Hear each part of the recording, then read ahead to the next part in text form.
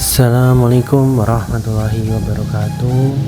Jumpa lagi dengan kami dari Astula. Hari ini ada kasus Samsung J6 Plus ya. Dia katanya sih tombolnya susah, nggak bisa dipencet. Jadi HP-nya mati total. Tapi kita cek dulu ya, apakah benar tombolnya. Kita coba cek di cas. Oke, ada logo petir dan harusnya sih harus muncul persentase ya. Apa dia stuck di logo petir? Oh ya, ini ada persentase. Berarti mesinnya normal, LCD-nya normal. Kita langsung eksekusi saja, kita bongkar karena ini bisa dipastikan tombolnya memang susah sih. Ini pakai blower, suhunya di sekitar 350, anginnya kenceng, tapi ujung nozzle-nya dicopot ya, pakai penampang yang luas. Kita bongkar pelan-pelan pakai mika, jangan dipaksa karena ini sangat tipis LCD-nya ya. Kita seset-seset sedikit untuk lemnya ya, supaya dia bisa terangkat. Ini dia bisa, alhamdulillah. Nah, posisi fleksibelnya itu di bawah ya, jangan sampai teman-teman ikut keseset. Nah, nanti tombok LCD, niatnya benerin tombol malah tombok LCD, harus hati-hati ya. Kita bongkar LCD-nya, kita pinggirkan terlebih dahulu. Berikutnya kita lepas semua bautnya. Perlu diingat ya, untuk J6 ini jangan dibongkar lewat belakang ya, bongkarnya harus lewat depan ya, lewat LCD diangkat terlebih dahulu. Nah, kemudian bautnya dilepas semua, baru framenya bisa diangkat. Karena saya juga dulu awal-awal pernah ketipu nih, karena belakang saya mikir itu dilem ya, jadi saya lewat belakang malah rusak HP-nya. Ya, di pengalaman jadi seperti itu. Nah, ini untuk tombolnya ada penguncinya ya dia. Kita lepas terlebih dahulu. Itu sudah ada serpihan-serpihan karet ya, biasanya itu untuk penahan tombolnya, udah hancur juga. Ini dia, udah rontok ya tombolnya. Oke, untuk tombol powernya dia hancur. Kita akan lepas dulu dari framenya ya, agak susah ya dia, karena dia tombol dan dibaliknya itu fingerprint, jadi harus kita pisah terlebih dahulu. Ini dia untuk pengganjalnya ya, ini juga udah hancur, mengakibatkan tombolnya nggak mau mencet juga. Jadi kita bersihkan terlebih dahulu, kemudian kita lepas fleksibel ininya, tombolnya ya, kita bersihkan terlebih dahulu buat memastikan. Ini tombolnya udah hancur ya, ini masih bisa mencet cuma agak keras, udah nggak ada feedback ya, ditekan. Kita bersihkan dulu nih sisa-sisa pecahan-pecahan karetnya. Nah, dia dilem dengan casing belakang ya, kita lepas pelan-pelan, jangan sampai putus.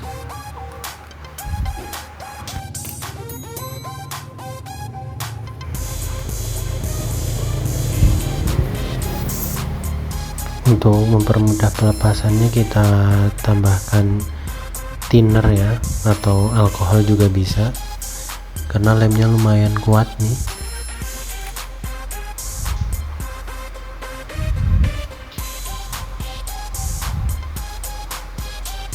Hati-hati kita angkatnya ya, jangan sampai fleksibelnya putus. Sip, udah bisa terlepas. Berikutnya kita pisahkan ya, antara touch ini ya, fingerprint dengan tombolnya. Ini sebenarnya dia cuma fleksibel yang ditekuk saja ya, jadi dia cuma dilem supaya kita nanti ketika proses pemasangan tombol baru itu lebih gampang.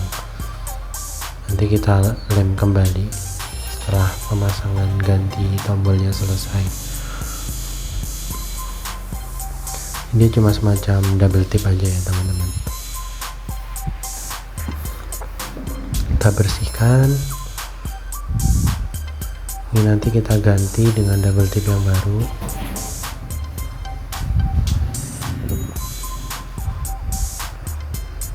Ini tombolnya yang rusak ya, itu udah hancur juga. Kita siapkan alatnya, karena belum punya preheater kita pakai solder saja.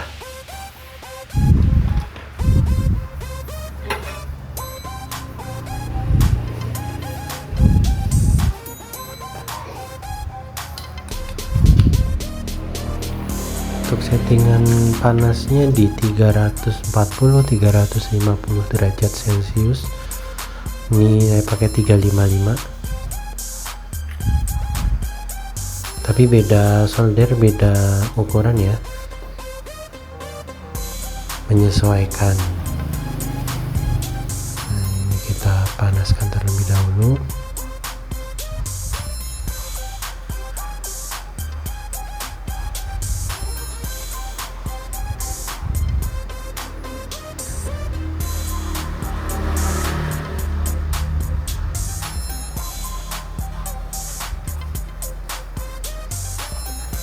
Kelihatannya simpel ya, kerusakannya simpel, namun untuk proses perbaikannya teman-teman lihat dari awal tadi resikonya cukup besar.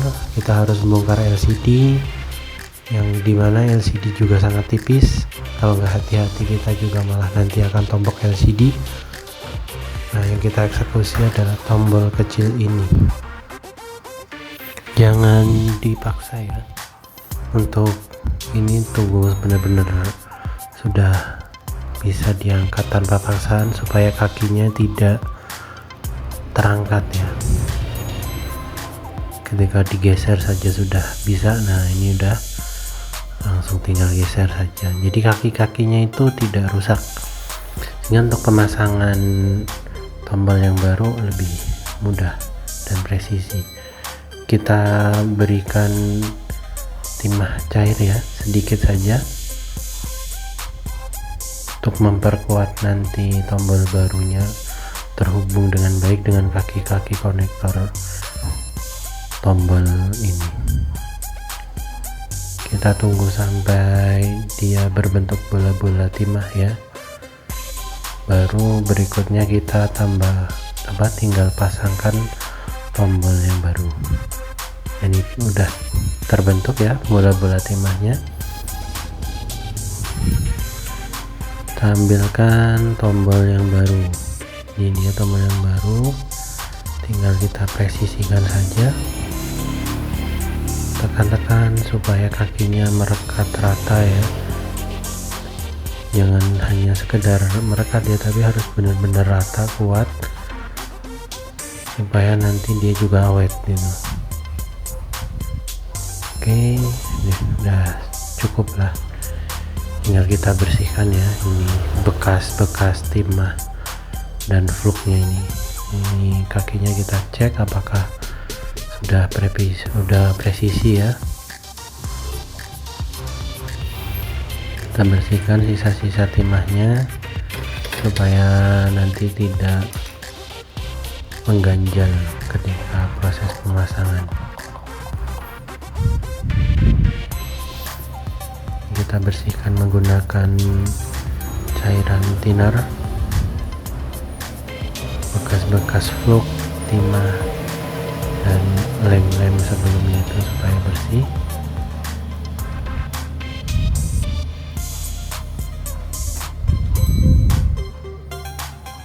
Ini ini bekas lem yang sebelumnya kita bersihkan juga. Kita akan ganti dengan yang baru.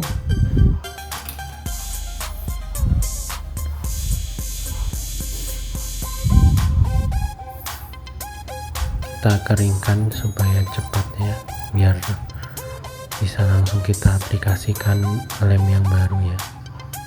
Kalau masih ada tindernya nanti dia lem double tipnya nggak mau nempel.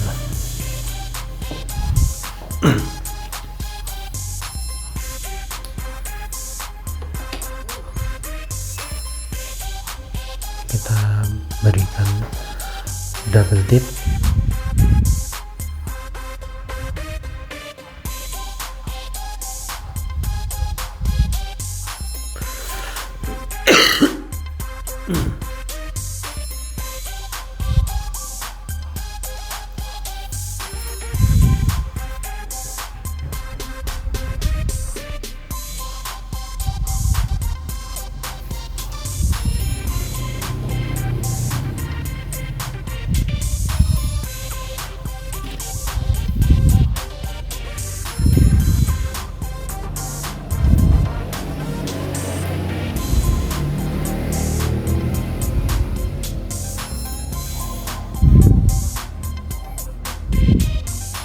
Sudah kita presisikan ya.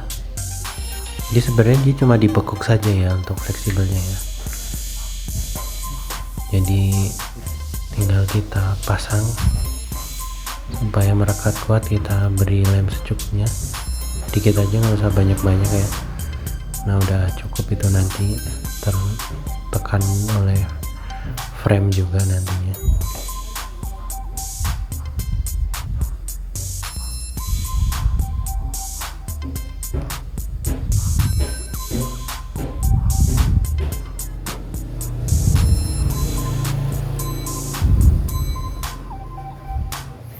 Oke, untuk tombolnya sudah jadi, tinggal kita perbaiki dudukan tombolnya ya, penahannya ya tadi ya, karena di penahannya ini dia juga udah hancur ya, ini tuh, tengahnya udah kerowok. Nah kita manfaatkan, kita ganjal saja ya pakai bekas SIM. Ini dia bekas kartu perdana. Ini kita potong aja ukurannya, disesuaikan dengan lubang itu tadi. Fungsinya cekungan itu dia untuk menahan tombol power ya sebenarnya teman-teman. Kalau itu tidak kita tambahkan sesuatu yang keras itu ya, untuk semisal dibiarkan seperti itu, nanti tombol powernya juga tidak berfungsi. Nah ini sepertinya nggak cukup untuk satu layer, kita butuh dua ya. Jadi udah kita potong-potong tadi, ukurannya kita sesuaikan, tinggal kita lem saja langsung ke dudukannya ya.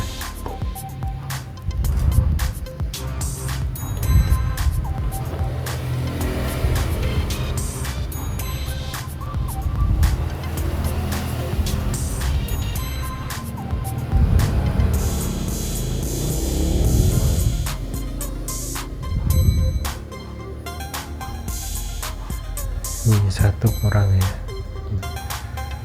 Nah, fokus kameranya malah ke belakang ya, tidak ke objek.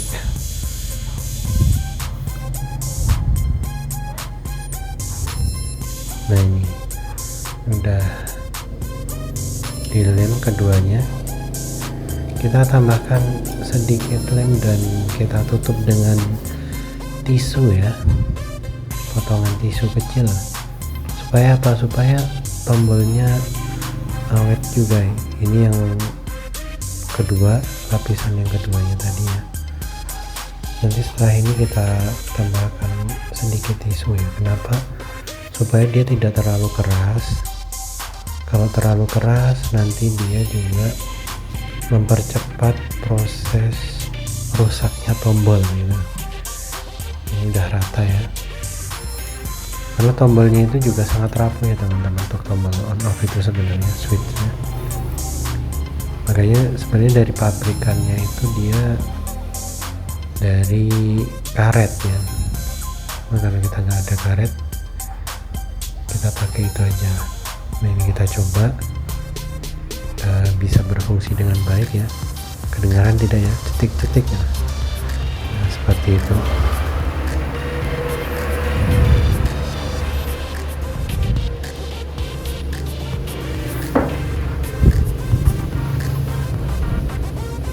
Kita tambahkan beberapa potongan tisu kecil untuk di atasnya ya,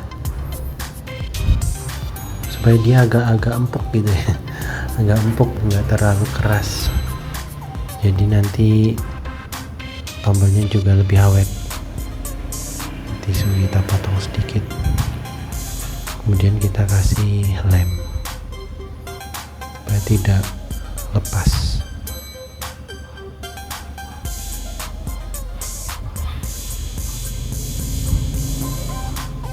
Kalau kita hanya kasih lem saja, lem itu nanti lama-lama dia ngeras juga sebenarnya ya, cuma tidak lentur. Ini kita kasih tisu supaya agak lentur nantinya.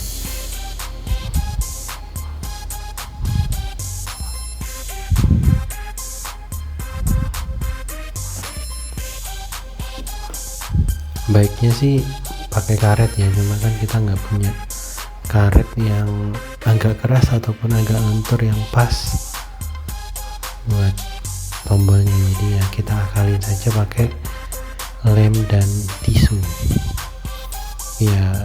Ketika teman-teman punya ide lain yang lebih bagus, silahkan berkreasi gitu ya.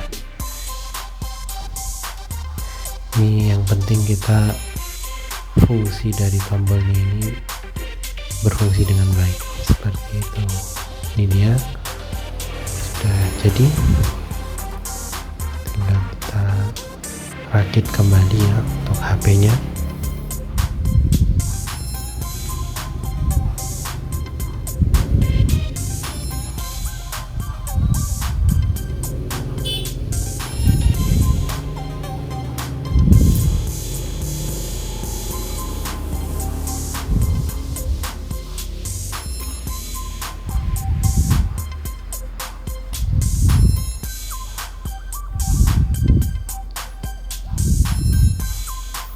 Ini tinggal kita pasangkan ke framenya ya. Ini kita coba, ternyata tombol volumenya juga bermasalah ya. Nanti kita sekalian eksekusi, perbaiki sekalian, mumpung posisi sedang dibongkar ya. Kasihan juga ketika udah dirakit tombol volumenya masalah, harus bongkar lagi ya nih.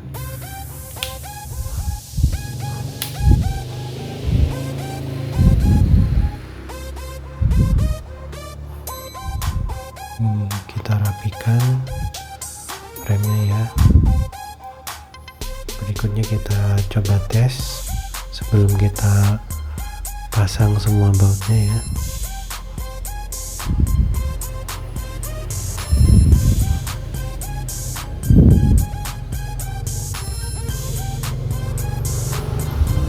Bismillahirrahmanirrahim. Alhamdulillah, tombolnya sudah berfungsi untuk tombol on off nya ya. Cuma ini kayaknya di bawahnya agak-agak ada tombol ya. Bisa jadi itu efek dari proses pelepasan tadi, atau mungkin memang sebelumnya ada tombelnya ya, karena posisi HP masuk sudah mati ya. Tadi dicolok cas cuma muncul logo, nggak fokus saya sama bawah. Ini nanti kita coba vakum untuk tombelnya supaya hilang. Kita tes dulu sampai menu, mengetes fungsi tombol on off nya terlebih dahulu. Agak lama proses bootingnya. Oke, udah masuk menu. Nah, ini kelihatan kan tombelnya. Oke, tombol on off nya bisa, touchscreen-nya masih berfungsi, cuma ini tombelnya akan kita bersihkan ya. Itu salah satu resiko ya untuk tipe-tipe LCD Samsung J4 Plus, J6 Plus, J7. Nah, ini LCD-nya langsung kita vakum saja ya. Semoga aja tompelnya hilang ya. Ini karena saya belum punya bubble remover yang ada preheaternya ya. Ini saya punyanya yang masih tradisional. Kita vakum terlebih dahulu di tekanan 110. Kemudian kita taruh bubble removernya di atas separator LCD separator, kita kasih suhu 130 ya. Ini prosesnya saya 3 kali ya, ini cuma saya skip saja. Sebenarnya saya 3 kali ngevakum sampai tompelnya benar-benar hilang. Nah, proses vakumnya lumayan lama, tadi saya skip. Untuk tahap pertama itu saya coba 1 malam masih ada tompelnya, kemudian setengah hari dengan tekanan di atas 120 psi baru hilang tompelnya, alhamdulillah. Dan posisi juga dipanasin ya, itu 3 kali. Ini yang terakhir, proses vakum yang terakhir ini kita tes.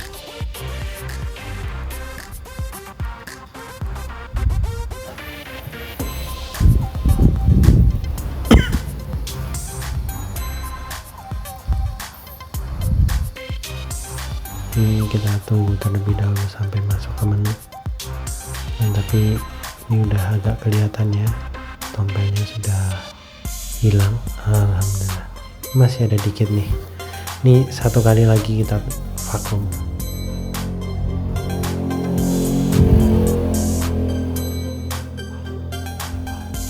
Tombolnya oke, tombolnya udah normal ya. Ini tompelnya tinggal sedikit sekali, berarti proses vakum kita cukup berhasil. Kita ulangi 1 kali lagi sampai bersih. Nah, ini LCD nya sudah saya vakum dan sudah bersih dari tompel. Berikutnya tinggal kita rakit ya HP nya. Ini tinggal kita pasang seluruh bautnya kembali. Oh ya, ini sudah saya pasangkan double tip ya. Kenapa nggak saya pakai lem? Khawatir ketika suatu saat nanti dia ada kerusakan, karena lem yang dia bukan dari bawaan itu cukup kuat, beresiko nanti ketika pembongkaran kedua LCD nya juga ikut rusak gitu, kecuali kalau memang posisi ganti LCD ya. Misal nih ada kasus lagi tombolnya rusak lagi, supaya dia lebih gampang dibuka, ini saya pakai double tip saja, lem adhesif ya, karena dia merekatnya cukup kuat. Pertimbangannya ada sisi atas dan bawah dari frame ini yang cukup lebar ya, sehingga lemnya dapat merekat dengan baik. Kecuali kalau untuk dia tipe LCD yang framenya tipis ya, tidak disarankan pakai lem seperti ini karena tidak terlalu kuat nantinya dia ya. Kita pasangkan kembali. Jangan lupa pengunci soket LCD nya ya harus dipasang. Sering juga untuk kasus HP ini dia jatuh karena nggak ada penguncinya, konektornya lepas. Nah, pernah saya menemui kasus seperti itu, sehingga LCD nya mati. Kita bongkar, ternyata konektornya aja yang lepas. Nah, ini tinggal kita tekan-tekan saja, dia sudah langsung merekat dengan kuat. Kita nyalakan. Nah, Jadi seperti itu ya langkahnya teman-teman semua untuk proses perbaikan tombol, dan tadi ada bonus perbaikan tompel dari LCD Samsung J6 Plus ini ya. Mungkin itu dulu yang dapat saya sampaikan ya. Ada kurang lebihnya mohon maaf. Jika berkenan silahkan subscribe, ada yang kurang dan lebih silahkan komen di bawah tentunya. Dan sekian dari saya, wassalamualaikum warahmatullahi wabarakatuh.